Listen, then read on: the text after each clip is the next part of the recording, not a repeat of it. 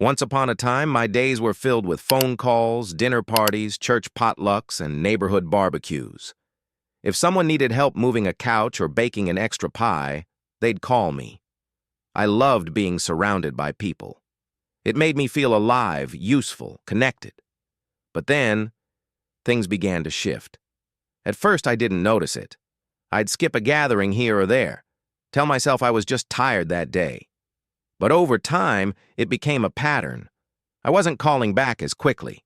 I passed on events I used to look forward to, and when I did show up, I sometimes felt like a stranger in the room, even when the faces were familiar. Maybe you felt that too. Maybe you're wondering why something that once filled your cup now feels a little draining. Why solitude, which used to make you feel left out, now feels like a soft blanket on a quiet morning. If so, you're not alone, and you're not broken. In fact, you might be in the middle of something deeply wise. Something that happens naturally to many of us as we age, even if no one talks about it. In today's video, we're exploring 10 honest reasons why you might be pulling away from people and why that's not just okay. It might actually be a beautiful sign of growth. These insights aren't just guesses. They're stories pulled from real life, reflections many of us carry in silence, and lessons that could help you understand yourself a little more gently. So grab a warm drink, find a comfortable spot, and let's take this journey together, because this isn't a video about loneliness. It's about rediscovery. Ready? Let's begin. Number 1. The silent weight of past disappointments. We don't always notice when it happens. Sometimes it takes years, but little by little we begin to carry things we never meant to hold on to. Disappointments, not the dramatic kind you see in movies, no grand betrayals, no explosive fallouts, just moments. Quiet letdowns that stack up over time. A friend who never returned your call, a neighbor who stopped inviting you over, a family member who forgot your birthday again. And maybe the hardest part? It's not always what people did, it's what they didn't do. The absence of care, the silence where there used to be connection. Take Margaret, for example. She's 72 now. For over 2 decades, she hosted every Easter dinner at her home in Kentucky. The grandkids would run through the backyard. The table was always full of baked ham, green bean casserole, and her famous lemon meringue pie. But 5 years ago, her oldest daughter said they were too busy to come. Then the next year, they didn't even call. Last year, Margaret ended up eating leftovers by herself. "I'm not angry," she told me. "Just tired of being the only one trying." That kind of tiredness isn't physical. It's emotional. It comes from showing up when others don't, from pouring your heart into relationships and getting a drip in return. When you've lived long enough, you start to notice these patterns, and sometimes the most loving thing you can do is step back. Not out of bitterness, but out of wisdom. Because healing isn't always about fixing what's broken. Sometimes it's about walking away from what continues to hurt. That's the quiet weight many older adults carry. Not rage, not regret, just a worn-down kind of knowing. A soft realization that your peace matters too. And that's the lesson here. You're allowed to protect your heart. You're allowed to give less of yourself to people who take too much. There's no age limit on learning to say, "I matter too." So, if you've been stepping back, if you've stopped reaching out the way you once did, don't feel guilty. That's not weakness, that's discernment. It means you've learned to guard your energy, to choose peace over pretense, and that's something to be proud of. Coming up next, we're going to talk about something many of us feel but rarely admit: how we start longing for depth, and why surface-level chatter just doesn't cut it anymore. Let's keep going. Number 2. Craving depth over small talk. There comes a time in life when you no longer feel the need to fill every silence. In our younger years, we're often surrounded by noise, birthday parties, office meetings, PTA gatherings, holiday dinners. And with all that busyness comes a lot of conversation. but not all of it meaningful. A lot of "how's the weather?" and "did you see the game last night?" Sometimes it's pleasant. Other times it just feels like noise for the sake of noise. But something changes with age. You begin to long for something deeper. Conversations that reach past the surface. Words that mean something. Shared stories that make you feel seen, not just spoken to. Take Roger, for instance. He's 76 now, a retired auto mechanic from Michigan. He used to be the life of every cookout. First to grab a plate, last to leave the picnic table. But these days, he skips most of the family gatherings unless he knows someone will be there who actually talks, not just about traffic or TV shows, but about real life. "I'd rather sit on my porch with one good friend," he said, "than in a room full of folks who don't listen." And he's not alone. Many older adults begin to notice this shift. It's not that you don't enjoy company. It's that you've learned to value your time, your energy, and your emotional space. Small talk starts to feel, well, small. And silence? It starts to feel sacred.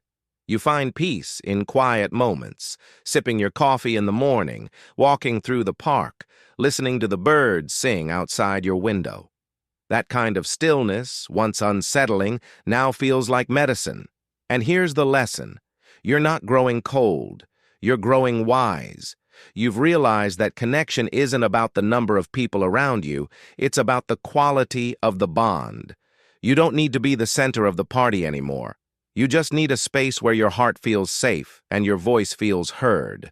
So if you've been skipping events that feel like social obligations, or if you've found yourself turning down invitations that promise nothing more than idle chit-chat, don't feel guilty. That's not rudeness. That's clarity. You've earned the right to choose substance over noise. You've earned the right to protect your peace.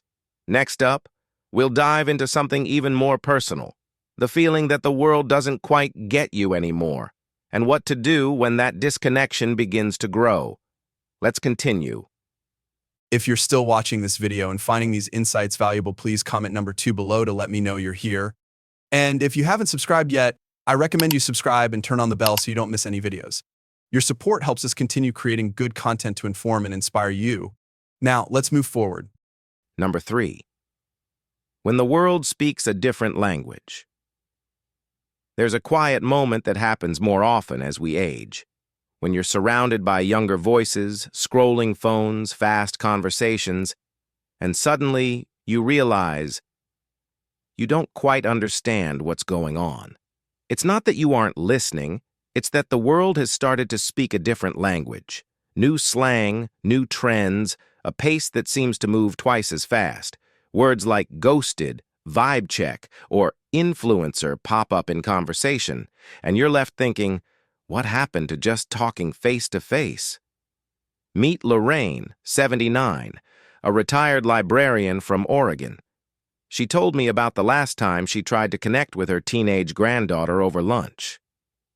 She was polite, Lorraine said, but every time I asked about her life, she'd smile, nod, and go back to her phone. I asked what her favorite book was lately, and she said she doesn't read books. She watches story recaps on YouTube. Lorraine wasn't hurt, but she was saddened. We weren't having a conversation, she said. We were just passing time together. That kind of disconnection is deeply felt by many seniors. Not because we can't learn or adapt, but because so few people take the time to bridge the gap. It's not about age, it's about effort. When your stories no longer get a reaction, when your memories are politely ignored, when your thoughts are met with glazed eyes or a change of subject, you begin to pull back. Not because you want to, but because it's hard to keep offering your heart to people who don't seem to hear it. This kind of withdrawal isn't coldness, it's self-preservation. And the lesson here? It's okay to seek out spaces where you are understood, where people speak your language, not just in words, but in values, in attention, in warmth. That might be a close friend, a senior group at your local church, a book club, or even an online community full of folks who remember what a rotary phone feels like. Because feeling heard isn't just about understanding the words, It's about feeling seen. So, if you've felt that disconnect growing, don't blame yourself.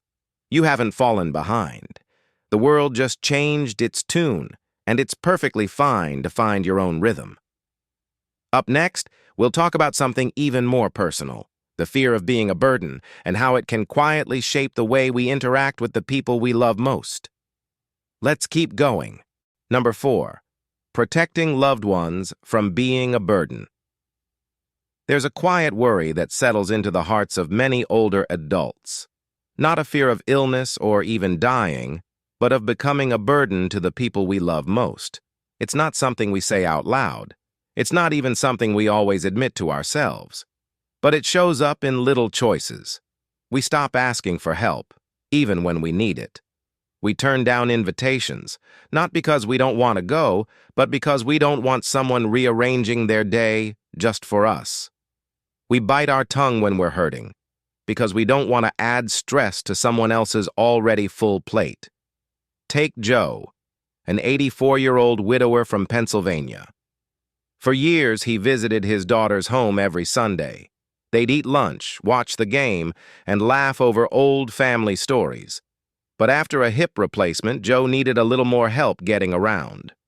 At first, his daughter was happy to drive him, help him in and out of the car. But Joe noticed her sighs, the hurried way she cleaned up, the glance at the clock. "I started making excuses not to come," he said. She never complained, but I could tell, and I didn't want to be in the way. Joe didn't pull back out of resentment. He did it out of love. And that's what makes this kind of withdrawal so tender and so painful. It comes from the desire not to make things harder for others. But here's the truth we sometimes forget. The people who love you, really love you, don't see your needs as a nuisance. They see them as part of the package, an honor even. The lesson? You're not a burden. You're a human being who's lived, loved, and given so much. If the roles were reversed, you'd gladly show up for them, and chances are they'd feel the same. Still, the fear lingers. So what can we do? We can talk about it, be honest. Let our loved ones know how we're feeling. More often than not, they don't realize we're holding back, and a simple conversation can open the door to deeper understanding and support. So if you found yourself stepping away to protect others from dealing with you, take a breath. You're not in the way. You're part of the circle. And If you're still watching this video and finding these insights valuable, please comment number 4 below to let me know you're here. And if you haven't subscribed yet, I recommend you subscribe and turn on the bell so you don't miss any videos. Your support helps us continue creating good content to inform and inspire you. Now, let's move forward. Number 5. The slow fade of lifelong friendships. Some friendships end with a big disagreement, others with distance or tragedy, but most simply fade, softly, quietly, and without a single harsh word. There's no big goodbye, just fewer phone calls, fewer visits, birthdays forgotten. Then one day you look up and realize it's been years since you last saw the person who used to know your coffee order by heart. It's not something we plan. Life just happens. Jobs change, health shifts, children grow up. We move, we adapt. And somehow, the people we thought would always be part of our everyday life start slipping into our memories instead. Take Connie and Evelyn.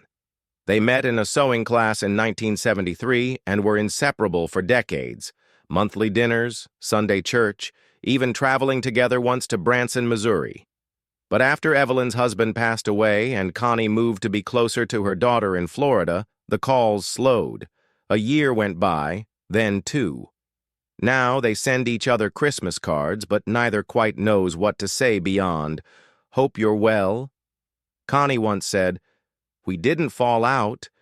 We just moved on." It's like a favorite song I haven't heard in a while. Still beautiful, just not playing anymore. That's how many lifelong friendships end. Not in flames, but in silence. And here's the important part. That doesn't mean they weren't real or meaningful or worth having. It just means that seasons change. People grow in different directions. And sometimes, What once fit perfectly no longer does. The lesson? It's okay to mourn those slow fades. It's also okay to let them be. You don't have to force a connection that no longer brings you peace. Some friendships were made for a season, and some served you and the other person beautifully in their time. What matters most is what you carry forward. The lessons, the laughter, the love. If you find yourself feeling lonely after losing touch with old friends, know that this chapter still holds space for new connections. Maybe not as frequent, maybe not as loud, but sometimes one sincere conversation at the senior center or one shared hobby can bloom into something new and fulfilling. Coming up next, we'll explore something surprisingly joyful, the comfort and clarity that comes when you finally embrace the peace of your own company. Let's keep going. Number 6, embracing the peace of your own company.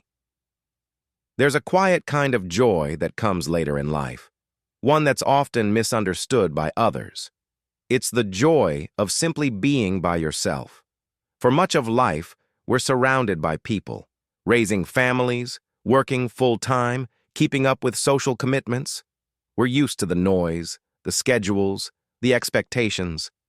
And then, something shifts. The house gets quieter, the phone rings less, there's more time to think, to breathe, to just be.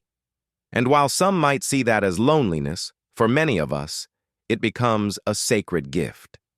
Take Harold, 82, from Iowa. He spent most of his life managing a grocery store, always talking, always on the move. There was never a minute of silence, he says. Even at home, it was dinner, dishes, and someone needing help with something. Now retired and living alone, Harold says his favorite part of the day is sitting on his porch with a cup of coffee at 6 a.m., just listening to the birds. No schedule, no expectations, just peace. I used to think quiet was scary, he told me. Now I think it's beautiful. That's the shift. We go from filling every moment with noise to realizing that silence doesn't mean emptiness. It means space, space to think, to reflect, to remember. And here's the truth. Enjoying your own company doesn't mean you've given up on relationships. It means you've found contentment within yourself. It's not a retreat. It's a return to your own rhythm, your own thoughts, your own sense of calm. Some people may not understand it. They might worry. Why doesn't she go out more? Is he isolating himself? But what they don't see is the richness that can live in solitude. The kind of richness that comes from knowing you don't need to perform, entertain, or impress anyone. You can just be. And that's a beautiful thing. The lesson here? Solitude, when chosen, is not something to be feared. It's something to be treasured. It's not a sign of sadness, but of self-understanding. If you find yourself enjoying those quiet mornings, the long walks, or the afternoons spent reading or gardening, don't second-guess that peace. You've earned it, and it's more than enough. Coming up next, we'll talk about something that often goes unspoken, the emotional toll of relationships that feel one-sided, and what to do when you're always the one giving. Let's keep going. Number 7. The desire for simpler emotions. As we grow older, something remarkable happens. We begin to crave simplicity, not just in our homes or schedules, but in our emotions. We've lived through decades of highs and lows, raising kids, managing careers, navigating relationships. We've felt the heartbreak of loss and the thrill of new beginnings. And somewhere along the way, we start to realize that peace isn't just nice. It's necessary. It's not that we don't care. We do. But we no longer have the energy or the desire for emotional roller coasters. The drama, the tension, the unresolved tension of complicated relationships, it just doesn't hold the same appeal anymore. Take Sharon, 75, from Georgia. For years, she was part of a ladies' lunch group. Every Tuesday, they'd meet at a local diner, order the same sandwiches, and catch up. But over time, The conversations turned into complaints about husbands, children, neighbors, each other. "I'd leave more stressed than when I arrived," Sharon said. "It was like carrying other people's emotions home with me." One day she quietly stopped going. Instead, she started having tea with her neighbor Nancy once a week. They'd talk about books, flowers, and their grandkids, things that made them smile. "I felt lighter," she said, "and more myself." That's what many older adults come to recognize. Peace is precious.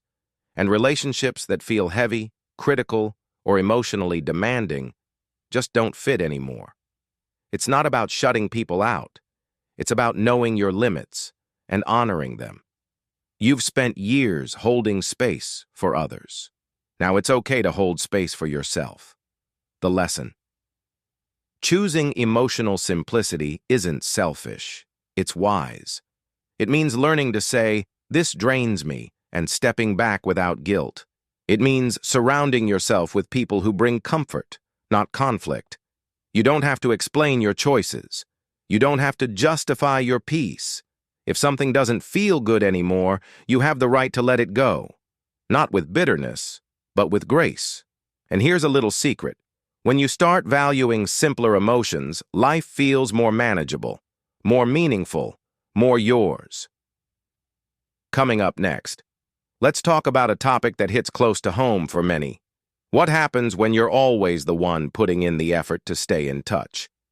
And what it means when no one meets you halfway. Let's keep going. If you find yourself enjoying those quiet mornings, the long walks, or the afternoons spent reading or gardening, don't second-guess that peace. You've earned it. And it's more than enough. Coming up next, we'll talk about something that often goes unspoken: the emotional toll of relationships that feel one-sided, and what to do when you're always the one giving. Let's keep going. If you're still watching this video and finding these insights valuable, please comment number 7 below to let me know you're here. And if you haven't subscribed yet, I recommend you subscribe and turn on the bell so you don't miss any videos. Your support helps us continue creating good content to inform and inspire you. Now, let's move forward. Number 8. Tired of one-sided relationships. Have you ever looked at your phone and thought, "If I don't call first, I may never hear from them again"? If that sounds familiar, you're not alone. One-sided relationships are exhausting. They sneak up on you slowly. At first, you don't even notice. You reach out, check in, send birthday cards, offer help. You do it because you care. But over time, a pattern emerges. You're always the one initiating, always the one planning, always the one making the effort. And then one day you pause and think, "Why am I the only one trying?" That's what happened to Martin, 73, from Ohio. He used to call his younger brother every Friday, just to catch up, laugh about old memories, and check in. But after a while, Martin noticed that if he didn't call, the phone stayed silent. Holidays passed with no message. Birthdays came and went with no card. "I realized," Martin said, "I was doing all the reaching." So he stopped. Weeks went by, then months, and there was silence. It hurt, but it also brought clarity. Martin wasn't bitter. He just needed a break from being the only one rowing the boat. That's the heart of it. When a relationship becomes one-sided, it doesn't just feel lonely. It feels unbalanced. And at this stage in life, we've learned that mutual care, mutual respect, and mutual effort are what keep a connection alive. The lesson? You don't have to keep pouring into empty wells. It's okay to let go, or at least step back, from relationships that no longer feed your soul. That doesn't mean you don't love those people. It just means you love yourself enough to stop running on empty. Here's the thing. Real relationships are a two-way street. They don't have to be perfectly even all the time, but the effort should flow in both directions. And when it doesn't, you're allowed to make changes. It's not giving up. It's growing up. You've earned the right to ask, does this relationship lift me or does it leave me feeling less? And if the answer leans toward less, it's okay to step away, with grace, with love, and with peace. Next up, Let's talk about something we don't hear enough: how our energy shifts with age, and why that's not something to feel guilty about. It's time to talk about limits, and how honoring them leads to a better life. Let's keep going. Number 9. Physical and emotional energy are limited, and that's okay. Here's something not enough people talk about. Energy changes as we age. Not just physical energy, but emotional energy too. In your 30s or 40s, you might have juggled a full-time job, raised kids, volunteered at church, and still made it to a birthday dinner with a smile on your face. These days, though, just getting dressed, taking your medication, and making breakfast might feel like a full morning's work. And that's okay. It's not weakness, it's reality. The human body and the heart simply operate differently in our 60s, 70s, and beyond. We tire more easily. Noise feels louder. Crowds feel more overwhelming. Long conversations take more out of us than they used to. That doesn't mean you're fading. It means you're adjusting. You're tuning in to what your body and spirit actually need. Let's take Florence, 78, from Arizona. She used to love hosting her big Italian family every Sunday. 20 people packed into her dining room, pasta boiling, kids running through the house. Now she prefers one-on-one lunches with her granddaughter or short visits with her sister at the park. "I still love my family," Florence says, "but I've only got so much fuel in the tank. I'd rather spend it wisely." And she's right. Our energy is precious. At this stage of life, it's not about doing more. It's about doing what matters most. That might mean saying no to a crowded event. That might mean stepping away from draining people. That might even mean taking a nap instead of answering the phone. Here's the lesson. Honoring your limits is an act of strength, not selfishness. It means you're listening to your body, your heart, and your mind, and responding with kindness. We don't have to be everywhere. We don't have to say yes to everything. We don't have to explain ourselves for needing rest. Because when we protect our energy, we actually show up more fully for the things and the people that bring us joy. So if you've been pulling back a bit lately, not because you're angry, but because you're simply tired, give yourself permission to rest. You've spent decades giving to others. Now it's time to give something back to yourself. Compassion. Coming up next. In our final point, we'll talk about a powerful truth, that choosing space, peace, and solitude isn't a sign of isolation, but a beautiful act of alignment with who you've become. Let's finish strong. Number 10. You're not withdrawing. You're choosing alignment. Let's end with a truth that often gets misunderstood. When you step back from people, when you start choosing stillness over socializing, when your world grows quieter, it doesn't always mean you're withdrawing. Sometimes it means you're finally choosing alignment. Alignment with your values. Alignment with your energy. Alignment with who you've become. As we move into our later years, we don't just age physically, we evolve emotionally and spiritually. We start to recognize what really matters. We let go of the need to please everyone. We stop chasing after things that once felt urgent, but now feel unnecessary. That's not giving up. That's growing wise. Take Ernest, 80, from North Carolina. In his younger years, he was a social butterfly, always at the community center, organizing potlucks, attending every gathering. But these days, he spends more time tending to his garden, reading historical biographies, and writing in a journal his granddaughter gave him. "I still love people," Ernest says, "but I love my peace more." He's not hiding from life. He's living it on his terms. And that's the key. Alignment means your outer world starts to reflect your inner world. You make decisions that feel good in your bones, not just out of habit or obligation. Maybe that means fewer events but deeper conversations. Maybe it means more walks and fewer meetings. Maybe it means letting go of relationships that no longer feel mutual and surrounding yourself with people who truly see you. The lesson? You're not losing your spark. You're just letting it burn in a steadier, more intentional way. And if others don't understand, that's okay. Alignment isn't always loud. It's not always dramatic. Sometimes it's as simple as saying, "This is where I am. This is what I need," and that's enough. So the next time someone wonders why you're not as social as you used to be, smile gently. You're not fading. You're focusing. You're not retreating. You're realigning with your peace, your priorities, and your purpose. And that's not something to apologize for. That's something to celebrate. Now, as we close this journey, let's reflect together on what these 10 insights have revealed. Not just about stepping back from others, but about stepping into yourself. Let's wrap it up. As we move through the later chapters of life, one quiet truth begins to shine. Peace becomes more valuable than popularity, and meaning more important than momentum. The journey of aging often brings with it a deep internal shift, a natural pulling away from noise, drama, and surface-level connections. This isn't a sign of bitterness or weakness. It's wisdom in motion.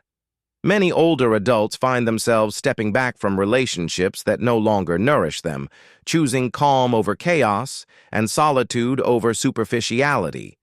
And in doing so, they rediscover something sacred, their own voice, their own rhythm, their own needs.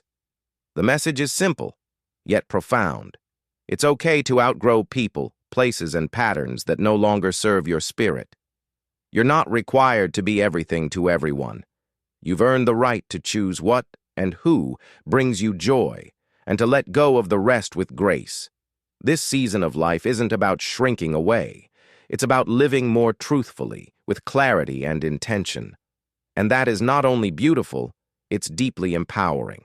Thank you for joining us today. We would love to hear from you. Please leave a comment below and share one thing you learned today, how you plan to use it in your life. Your thoughts are important to us, so don't hesitate to share them. Reading your comments gives us great motivation and encouragement. If you enjoyed this video and found it helpful, please like, subscribe, and share. Your support helps us continue to create great content to inform and inspire you. Thank you for watching, and we look forward to seeing you in the next video.